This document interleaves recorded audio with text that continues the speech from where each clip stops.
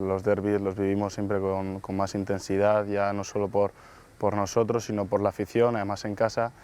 Y se vive si jugamos los partidos, como tú has dicho, de Madrid, Barça y el resto de los equipos al 100%, a estos partidos los jugamos al 200% y con muchas más ganas. Bueno, las claves del partido yo creo que está en seguir defendiendo como defendemos, somos un equipo muy sólido atrás, encajamos muy pocos goles y a raíz de defender bien yo creo que podemos conseguir buenos resultados con goles luego tirados al ataque, en balones parados, somos fuertes. Y con el juego que tenemos en 3/4 de campo, yo creo que podemos hacer mucho daño a la Real Sociedad.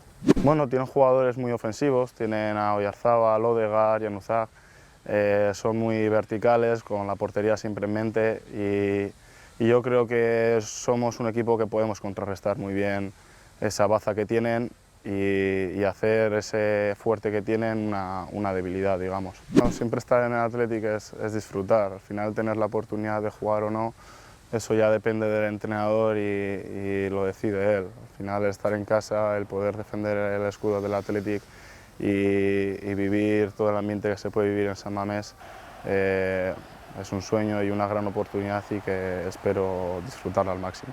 Bueno, con más empaque diría que con más ganas que el año pasado. El año pasado me vino igual todo un poco de golpe, no sabía dónde estaba, fue muy rápido todo. Y este año como que ya después de volver del europeo que jugamos con la sub-21, la mentalidad fue jugar en la portería de San Mamés e intentar pelear por todos los partidos que pueda.